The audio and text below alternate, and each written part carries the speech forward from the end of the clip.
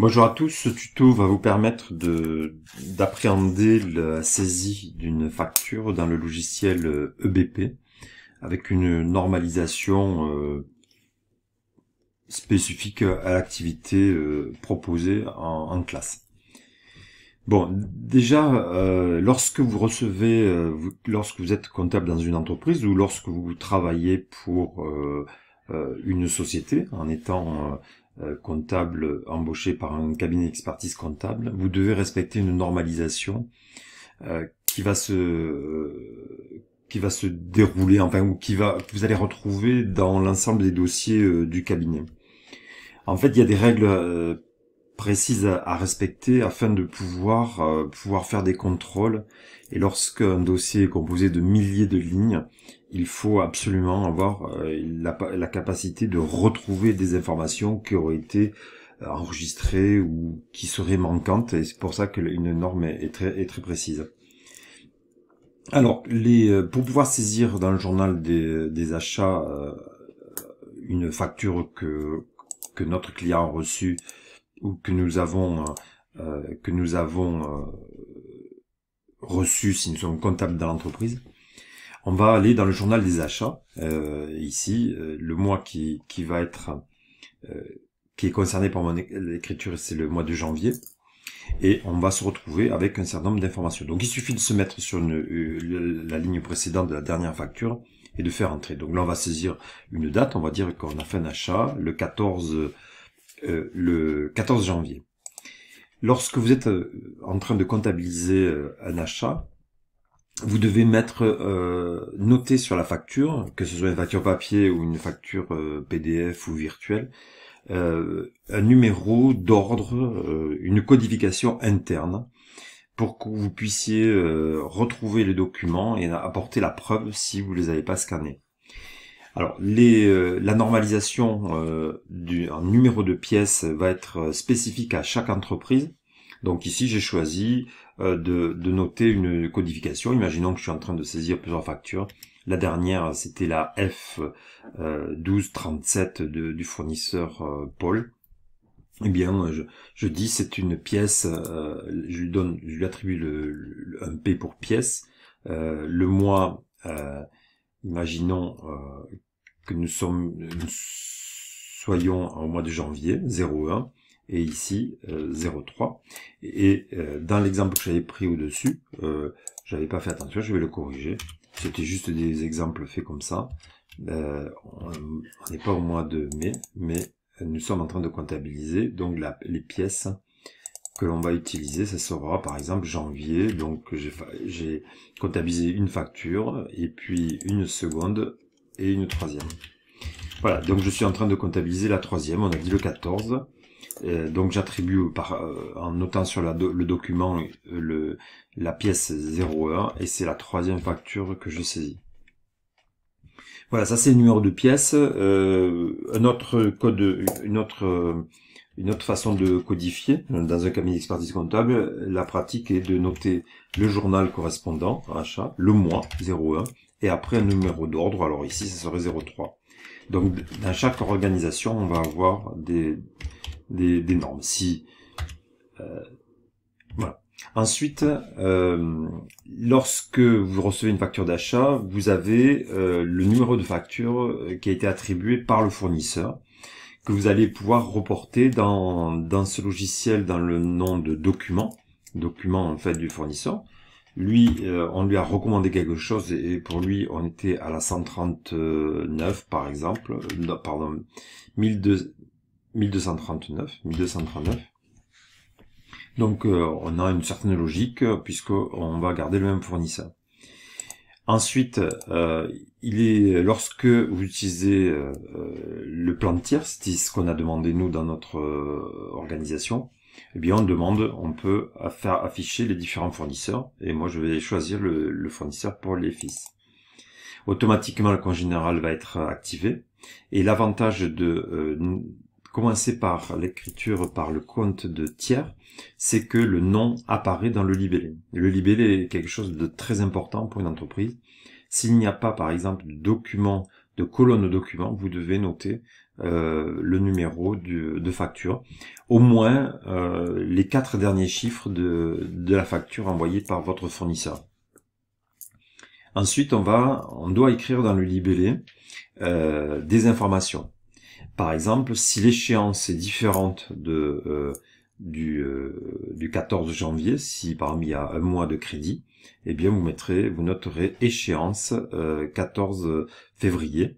Alors dans ce logiciel EBP, il y a une colonne qui va permettre de la saisir. Si jamais dans le module que vous utilisez, il n'y a pas de date d'échéance, eh bien vous pouvez l'écrire dans le libellé. C'est de l'information. Donc échéance, eh bien, on pourrait mettre 14/002. Voilà. Autre information, donc ici je vais pas le faire puisque nous aurons une cellule qui nous permettra de le faire. On doit, lorsque vous avez des informations et que vous avez reçu le document, le responsable qui gère les paiements aura noté, s'il le connaît, lorsqu'il vous transmet le document, aura noté le mode de paiement. Alors, si le paiement a été fait, pour pouvoir faire son suivi, le client va marquer, bien, j'ai payé par virement. Alors, il va noter, par exemple, vous allez devoir noter. Le client l'a fait sur la facture par document papier, hein, enfin par stylo. Hein, il a écrit virement. Ben, je sais pas, il a viré peut-être le 16/01. Donc, vous devez noter le mode de paiement s'il apparaît sur la facture. S'il apparaît pas, vous pouvez pas l'inventer. Et également, si le client a noté sur la facture par quel chèque il a payé, eh bien vous devez marquer chèque. Et puis comme les numéros de chèque sont souvent très longs, eh bien on va se contenter de noter les 4 derniers chiffres. Alors, par exemple, on avait vu qu'on a déjà utilisé le chéquier, on avait déjà payé, bon, mais voilà, ça sera un chèque qui suit. Donc, dans le libellé, qui est très important, vous devez retrouver le nom du tiers, l'échéance si vous n'avez pas une cellule qui est proposée pour, le document, le numéro de facture tel qu'il est constitué par l'employeur, par le fournisseur, et vous aurez une colonne pièces comptable qui sera un numéro d'ordre interne à l'entreprise.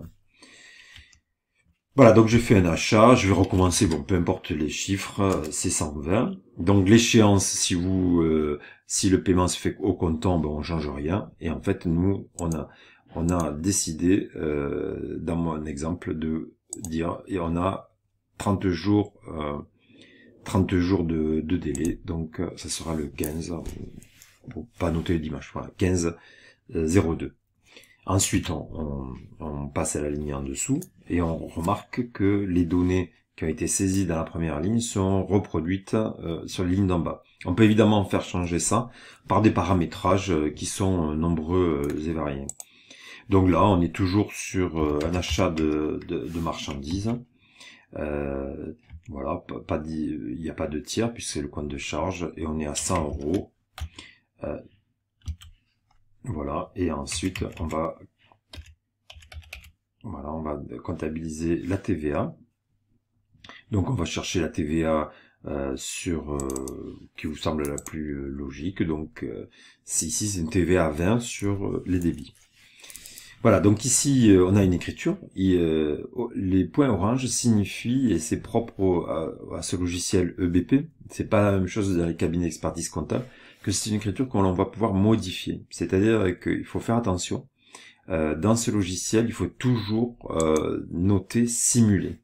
Sinon, une fois qu'elle est validée, elle ne peut pas être modifiée. Pour la corriger, il faut la passer à l'envers, et c'est-à-dire la contrepasser. On contrepasse et on peut passer la bonne écriture. Donc attention à ne pas faire d'erreur. En mode simulé, vous allez pouvoir changer. Vous avez vu tout à l'heure, j'ai changé ma codification et ça a été accepté. Si j'avais validé les écritures, ça aurait été impossible.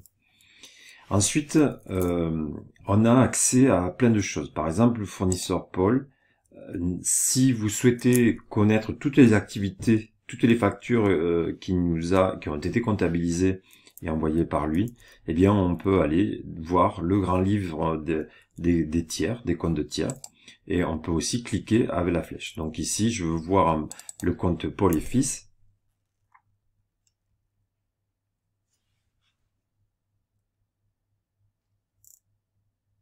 Alors il fallait cliquer sur le petit stylo. Bon, c'est un nouveau logiciel, donc je l'apprends un petit peu en même temps que vous. Donc on se retrouve dans le compte de tiers, donc c'est Paul et Fils, et là on peut modifier les données, les coordonnées, on peut ajouter des informations, et voilà, donc là on a accès à un grand nombre de choses. Ce qui est très important et qui va servir dans les opérations de contrôle, c'est consultation et lettrage. En même temps on contrôle Paul et Fils, c'est bien un fournisseur, 400 000 c'est le compte général, donc c'est bon. Et on peut aller à consultation et lettrage.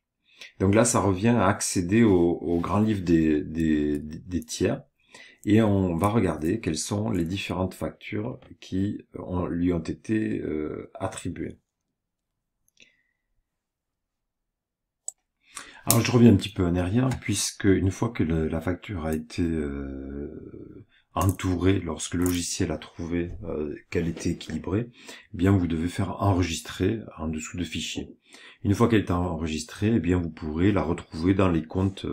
Ensuite, en regardant rapidement, j'ai vu que dans mon exemple comme ça, pris au hasard, j'aurais dû mettre la pièce 0P0103. Donc je vais aller sur le compte de tiers. Donc là je vais aller voir le compte client, le compte fournisseur. Donc on a beaucoup d'informations et on a consultation et lettrage. Donc là on va retrouver toutes les opérations comptabilisées dans son compte. Donc ici on voit qu'on a eu 3 factures. Nous, si on doit chercher le document dans notre organisation, on va le trouver rapidement parce qu'on aura notre codification.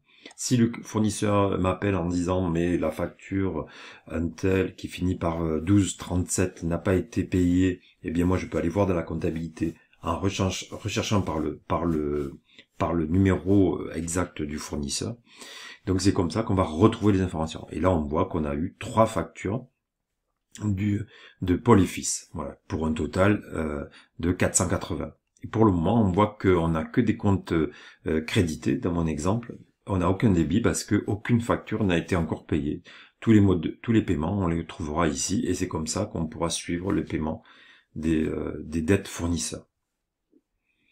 Voilà, il existe de nombreuses possibilités. Vous pouvez accéder aux saisies en passant par d'autres chemins. N'oubliez pas que lorsque vous comptabilisez, vous avez aussi accès au plan comptable de l'entreprise. Vous pouvez taper les premières lettres et il va vous proposer les sous-comptes pour pouvoir les choisir au mieux. Et j'attire votre attention sur le taux de TVA qui doit être absolument précis et bien réfléchi, puisque dans notre organisation, nous allons faire un contrôle de la TVA déductible et contrôle de la TVA collectée pour les factures de vente. Voilà, donc pas dans les opérations de contrôle, on fera aussi des lettrages. Ici, on ne pourrait pas le lettrer. Je précise maintenant que lettrer, c'est mettre une numérotation entre les débits et crédits. Lorsqu'une opération a été soldée, c'est-à-dire que par exemple une facture a été payée, eh bien on lui attribue 2 lettres, on attribue 2 lettres identiques aux 2 opérations, et ça permet, et on sait qu'elle est clôturée, il n'y a plus rien. On ne doit plus d'argent, on a payé notre fournisseur, donc on va faire disparaître de l'écran l'information. Mais c'est pas pour autant qu'elle disparaît, évidemment. Voilà pour la saisie des basiques des opérations d'achat. Merci pour votre écoute.